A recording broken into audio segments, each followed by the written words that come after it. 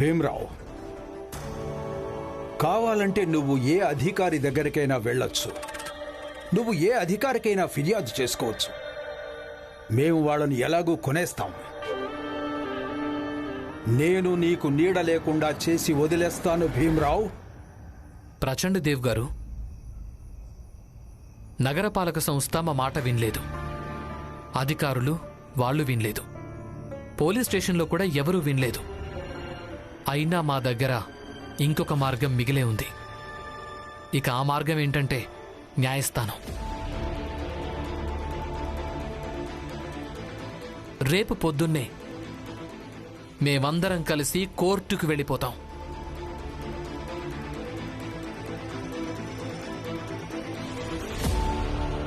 మేమందరం కూడా అదే కోరుకుంటున్నాం, మీరందరూ కోర్టుకెళ్లాలని. సాహెబ్ సాహెబ్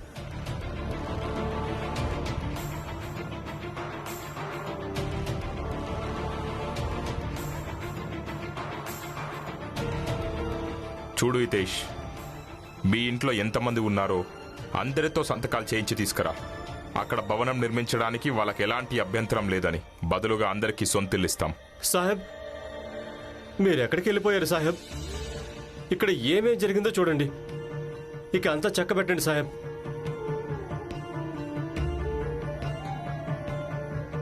ఇక్కడ మేమందరం నీడలేని వాళ్ళం అయిపోయాం సాహెబ్. మా అందరి నెత్తి మీద ఉన్న నీడ దూరం అయిపోయింది. మా అందరి మీద దయ చూపించండి సాహెబ్. మీ అందరికీ చెవుడేమైనా ఉందా? నేను ఇక్కడికి వచ్చినప్పుడు నేనేం చెప్పాను మీకు? మీరందరూ కోర్టుకి వెళ్లాలనే మేము కోరుకుంటున్నామని. ఇక ఏం తేలాలో అది కోర్టులోనే తేలిపోతుంది. చూద్దాం, కోర్టు కూడా మీ అందరి మీద దయ చూపిస్తుందో లేదో. అంత మాట అనకండి సాహెబ్. నేను మీ నమ్మకంతోనే ఉన్నాను. ఇక మీరే ఇలా మాట్లాడితే ఎలా చెప్పండి? అంత మాట అనకండి, దయ చూపించండి సాహెబ్. హితేష్, నేనేం చెప్పాను? ఇక ఏం తేలినా అది కోర్టులోనే తేలుతుంది.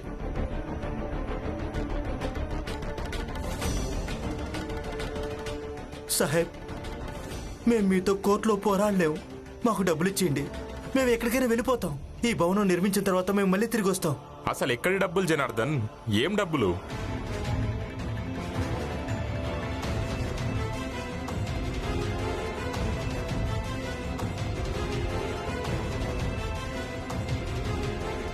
ఒప్పంద పత్రాలు నా పేరు మీదనే ఉంటాయి.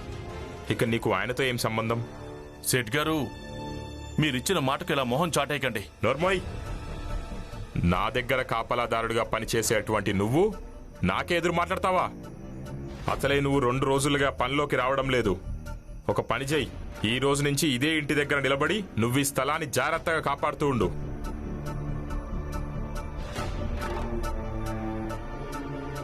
చూడండి, మొదటి విషయం, మీరు మా నాన్నతో ఈ విధంగా మాట్లాడకండి. మీ నాన్న నా దగ్గర ఉద్యోగం చేస్తున్నాడు.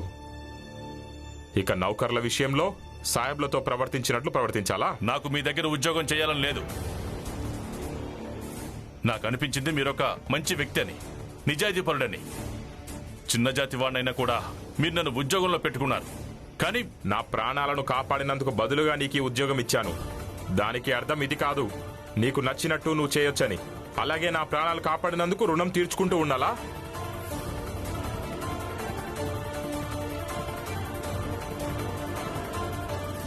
చూడండి,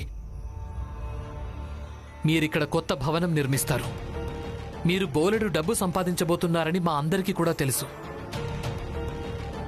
మరిలా మా హక్కును హరిస్తే మీకేం లభిస్తోంది? అవును, హితేష్ అన్న ఎంతకు మాట్లాడారో అంతే మాకు డబ్బులు ఇవ్వండి. అసలు నేనేం మాట్లాడాను?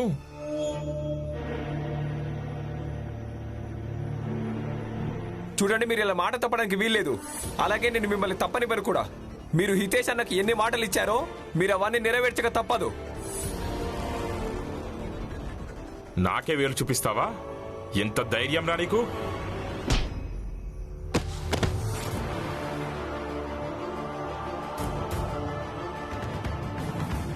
మీరు ఇవన్నీ ఇలా ఎలా తన్నగలరు? ఇంతగా మాట్లాడుతున్నావు భీమ్రావ్. ఇప్పుడు తన్నాడు కదా, ఇక నువ్వు ఎలా తంతారని అడుగుతున్నావా? చెయ్యి. అశుద్ధం చేశాడు, ఇప్పుడు శుద్ధీకరణ చేసుకోవాల్సి ఉంటుంది.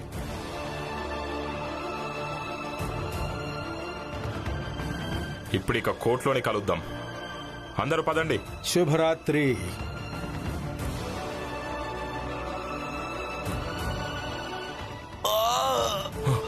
వెళ్ళమ్మా, వెళ్ళి తొందరగా నీళ్లు తీసుకురా. బాబాయ్ మీరు బానే ఉన్నారా?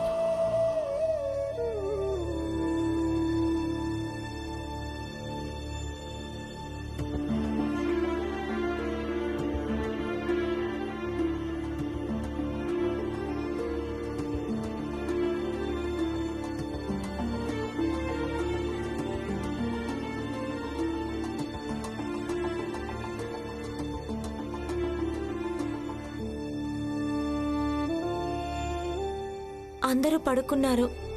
మీరింకా ఏం ఆలోచిస్తున్నారు? అయినా ఏం జరిగినా అది రేపే జరుగుతుందిగా. మరి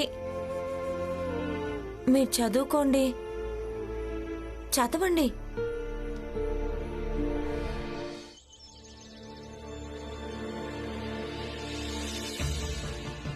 సరే అయితే న్యాయస్థానానికి వెళ్దాం అంటే వెళ్దాం. కానీ న్యాయస్థానానికి వెళ్ళాలంటే చాలా డబ్బు కావాలి. అవెక్కడి నుంచి వస్తాయి? కానీ ఇలా ఇంటి బయటే కూర్చొని ఉండలేం. ఏదో ఒకటి చేయాల్సిందే. మరైతే ఈ భీమరావు ఎవరో న్యాయవాది దగ్గరే పనిచేస్తున్నాడు కదా. పైగా ఆయన భీమరావు ఎంత చెప్తే అంతని కూడా విన్నాను. మరైతే భీమరావు వెళ్ళి ఆయనతోనే మాట్లాడదామా? పెద్ద న్యాయవాది, మన పని సులభంగా జరిగిపోతుంది. నువ్వన్నది నిజమే హితేష్ అన్నా. ఏ భీమ్, ఆ న్యాయవాదితో మాట్లాడొచ్చు కదా. వద్దు, నేను ఆయనతో మాట్లాడలేను. ఎందుకు మాట్లాడలేవంట? అందరికీ సహాయం చేయడం మంచిదని, నేను అందరికీ సహాయం చేయాలనుకుంటున్నానని చెప్పుకుంటూ తిరుగుతావు కదా. ఇక ఇప్పుడు అవకాశం రాగానే చేయాలనిపించట్లేదా? ఎందుకు? అత్తయ్య, ఆయన ఏదో ఆలోచించే వద్దంటున్నారు. మీరు ప్రతిదానికి దెప్పి పొడవకండి. మరైతే భీమరావు, మనం ఇప్పుడు ఏం చేద్దాం? ఏదో ఒక దారి వెతక తప్పదు కదా భీమ్. అవును భీమ్, ఇక నువ్వే ఏదైనా చేయాల్సి ఉంటుంది. లేదంటే న్యాయస్థానంలో మన తరపున ఎవరు వాదిస్తారు? ప్రభుత్వ న్యాయవాది దగ్గరికి వెళ్దాం. డబ్బు కూడా తీసుకోరు. తర్వాత ఏమవుతుందో చూద్దాం. కానీ భీమరావు, నువ్వు మీ న్యాయవాది గారితో ఎందుకు మాట్లాడట్లేదు? ఎందుకంటే వదిన, ఆయన ఫీజు చాలా ఎక్కువ. మనం అందరం కలిసినా కూడా అంత డబ్బులు ఇవ్వలేం. భీమ్, నువ్వే చెప్పావు కదా బాబు, ఆయనెవరో పేదవాడి వాద్యాన్ని ఉచితంగా వాదించాడని. మరి ఆయన మన తరపున కూడా వాదించగలడు కదా. తెలీదత్తయ్యా, బహుశా వాదిస్తారేమో. కానీ కేవలం ఆయన దగ్గరున్నాడు అందుకనే ఆయన్ని వాడుకోవటం నాకు ఒప్పనిపించటం లేదు. అంటే నాకు అర్థమే కావటం లేదు నేను వెళ్ళి ఆయనతో ఎలా మాట్లాడాలో. సరే అయితే మరి వేరే న్యాయవాది దగ్గరికి వెళ్దాం. కానీ వాళ్ళ మీద పోరాడాల్సిందే. అవును, మన హక్కు లాక్కొని ఇలా మన కడుపు మీద ఎలా కొడతారు? అయితే పదండి, ఈ పోరాటాన్ని అందరం కలిసే పోరాడదాం. అవును, పదండి మరి.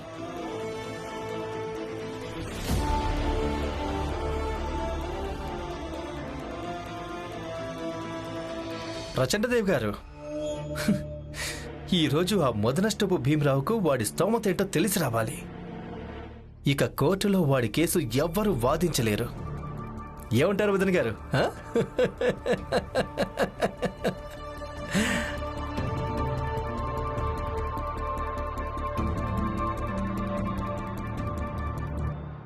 నరోత్తం, నువ్విలా అనుకో, ఇక మన గెలుపు ఖాయము అని. నాకు తెలుసు, మన గెలుపు ఖాయమే ప్రచండదేవ్ గారు. ఎందుకంటే మీరు మాకు తోడున్నారు. అన్నట్టు ప్రచండదేవ్ గారు, నాకేమనిపించిందంటే మేమిద్దరం ఎక్కడ పనిచేస్తున్నామో ఆ లాయర్తో భీమ్ మాట్లాడతాడనుకున్నాను. కానీ ఆ మూర్ఖుడు ఏమంటున్నాడంటే, లేదు, నేను మా లాయర్తో మాట్లాడను అని. బుద్ధి లేనోడు. వాణ్ణి వదిలి. అయినా ఉల్లాస్ గారు ఏ లాయర్ని పెట్టుకున్నాడో ఆయన చాలా పెద్ద లాయర్. ఆయన మొదటి వాదనలోనే ఆ బస్తీ పని పూర్తి చేస్తాడని నాకు పూర్తిగా నమ్మకం ఉంది. ఆ తర్వాత వాయిదా మీద వాయిదా. నిజమే, ఇది బాగుంది. వాయిదా మీద వాయిదా. కేవలం 9-10 వాయిదాలు చాలు. ఇక వీళ్ళందరూ ఓడిపోయి ఎటు వాళ్ళు అటు వెళ్ళిపోతారు. అన్నట్టు ప్రచండదేవ్ గారు, అక్కడున్న మిగతా వాళ్లతో నాకు ఎలాంటి సంబంధం లేదు. అందరికందరూ వర్షాకాలం కప్పలంతే. కొన్ని రోజులు గెంతుతారు, ఆ తర్వాత శాంతిస్తారు. నాకు ఆ భీమ్రావు గురించే బెంగగా ఉంది. చాలా తేడా మనిషి, చాలా మొండివాడు కూడా. అందరూ ఓటమిని అంగీకరిస్తారు, కానీ వాడు ఓటమిని అంగీకరించడం. ఆ భీమ్రావు కోసం ఏదైనా చేయాల్సి ఉంటుంది ప్రచండదేవ్ గారు.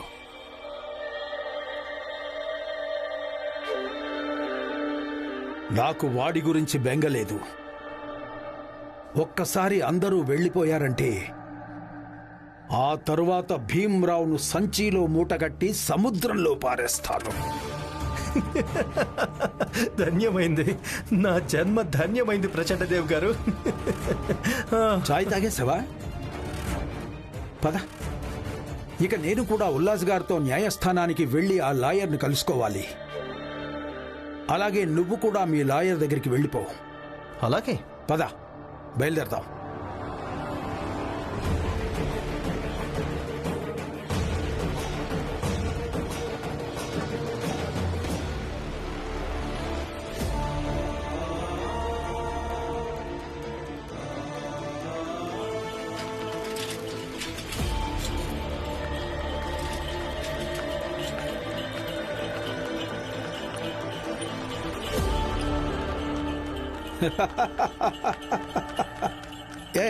ఆపు ఆపు ఆపు.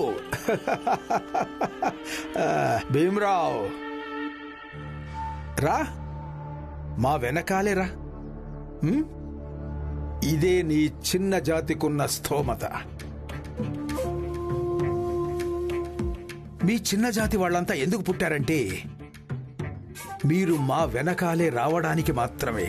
అర్థమైందా? ప్రచండదేవ్ గారు, కాస్త ఇది కూడా ఆలోచించండి. మేమందరం ఒకేసారి రోడ్డు మీదకి ఎలాగో వచ్చేసాం.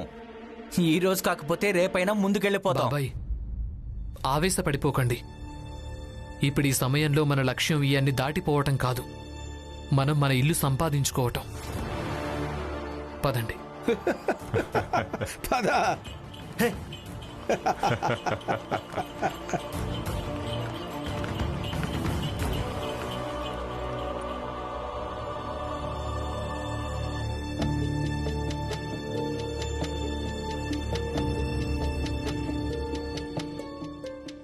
నరోత్తం, ఏంటి సార్? ఈరోజు భీమ్ ఎందుకు రాలేదు? తెలియదు సార్. ఎక్కడైనా ఏదైనా జరగలేదు కదా? సమయానికి కట్టుబడి ఉంటాడు, ఎప్పుడూ ఆలస్యం చేయడు. కాదు సార్, ఏమంటున్నారు? సోమరి, పని దొంగ సార్. సార్, చిన్న జాతి అలాగే పెద్దవాళ్ల జీవితాల్లో సమస్యలు ఎలాగూ ఉంటాయి.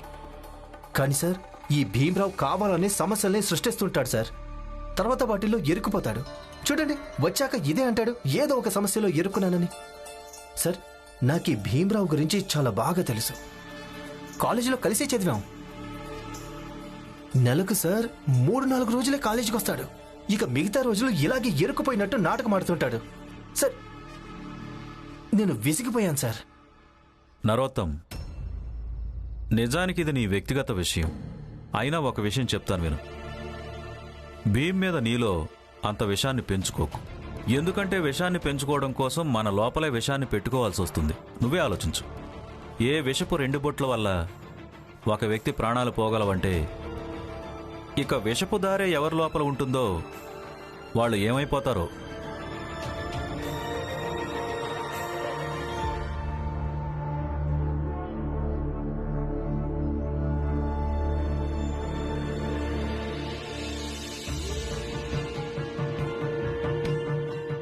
అమ్మా, అమ్మా, నాకేమీ తెలీదు. నాకు తెలిసిన తర్వాత పని వదిలేసి వచ్చేశాను.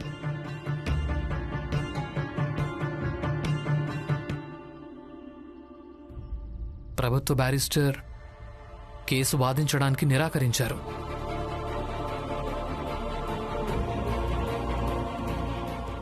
చూడు భీం, అంతా ఏమంటున్నారంటే ప్రత్యర్థి న్యాయవాది చాలా పెద్ద న్యాయవాది అని. మనం కేవలం న్యాయానికి తోడుగుండాలి. ఎదురుగా పెద్ద న్యాయవాది ఉండని ఇంకెవరైనా కానీ దాంతో మనకేంటి చెప్పండి. నువ్వు ఆలోచించు. నువ్వు మీ లాయర్ దగ్గరికి వెళ్ళుంటే ఇలాంటి పరిస్థితి వచ్చుండేదే కాదు. ఏమైంది? న్యాయవాది దొరకడం లేదా? ఇలా న్యాయవాది లేకుండా అయితే 2 క్షణాల్లోనే కేసును ఓడిపోతావు.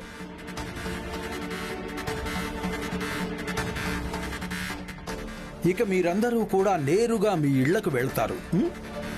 అన్నట్టు ఉల్లాస్ గారు, ఇప్పుడు వీళ్ళకి అసలు ఇల్లు కూడా లేదు కదా? అయ్యయ్యయ్యో, ఇప్పుడు వీళ్ళ ఇల్లు అది గుడి ముందు ఉంటారు కదా, ముష్టి వాళ్ళలాగా. అదే కదా? ఈరోజు సాయంత్రం మేము అక్కడికి వస్తాం, బస్తీలో వేడుక చేసుకోవడానికి. బాగుంటుంది భీమరావు. వెళ్దామా? పదండి.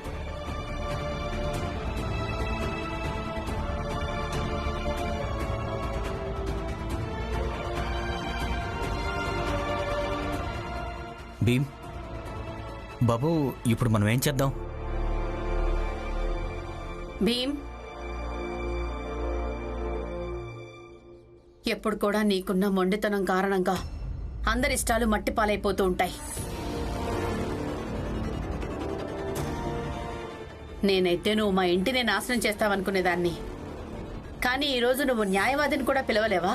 ఒకవేళ ఈరోజు వీళ్ళందరికీ ఇల్లు లభించకుంటే దానికి కేవలం నువ్వే బాధ్యుడు అవుతావు. చూడు. చాలు జీజాబాయ్, తనేలా అవుతాడు? భీమ్ ముందే చెప్పాడు విషయాలన్నీ రాతపూర్వకంగా ఉండాలని. అప్పుడు మీరే అర్థం చేసుకోలేదు. ఇప్పుడు తనే దోషి అన్నట్టు బాధ్యుని చేస్తున్నారా? లేదు భీమ్, నువ్వు దోషివి కానే కాదు. అదిగో జడ్జి గారు వచ్చేశారు, త్వరగా పదండి.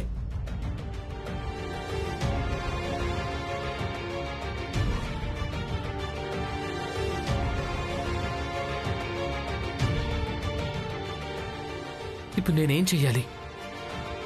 ఈ కేసును ఎవరు వాదిస్తారు? కేసు నేను వాదిస్తాను.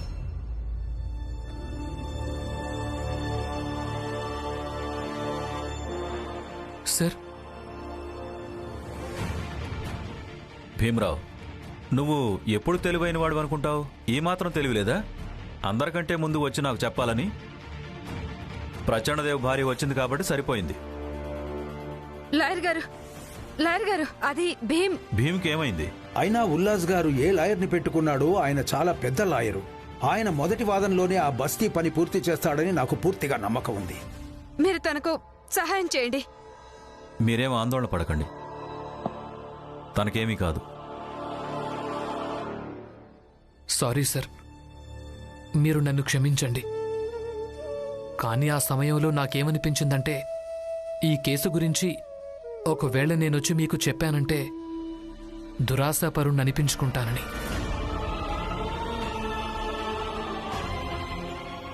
నువ్వు ఎక్కువగా ఆలోచిస్తున్నావు. పదండి.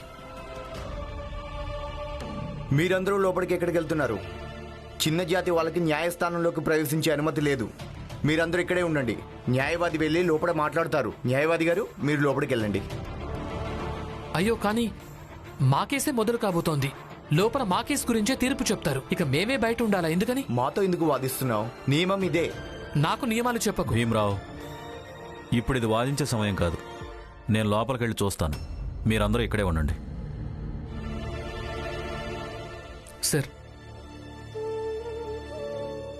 సార్,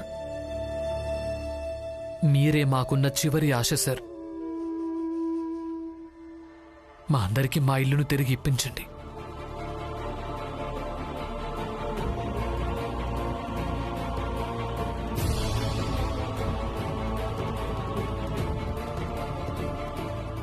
భీమ్, న్యాయవాది గారు మన కేసు గెలిపిస్తారు కదూ?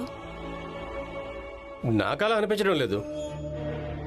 అయినా నేను ఇప్పటికీ చెప్తున్నాను, ఈ కేసులు వాదించడం వల్ల ఎలాంటి ప్రయోజనం ఉండదు. ఆ తిన్నగా వెళ్ళి సాహెబ్ కాళ్ళు పట్టుకుని క్షమాపణ చెప్పుకుందాం. దాంతో అంతా చక్కబడిపోతుంది. నువ్వింత పిరికోడేవి అనుకోలేదు. ఏ వ్యక్తి మనకు నీడ లేకుండా చేశాడో, తీసుకొచ్చి కోర్టు ముందు నిలబెట్టాడో వెళ్ళి తనకాలే పట్టుకుందామని చెప్తున్నావా? బాగుంది.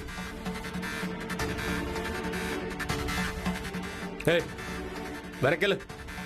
అసలు వాళ్ళతో నువ్వు పోరాడి ఏం చేయగలవు? నీకేమనిపిస్తుంది? వాళ్ళతో పోరాడితే నువ్వు పెద్ద జాతితో సమానంగా అయిపోతావా? హితేష్, నేను నీకు బుద్ధి చెప్పే తిరుగుతాను.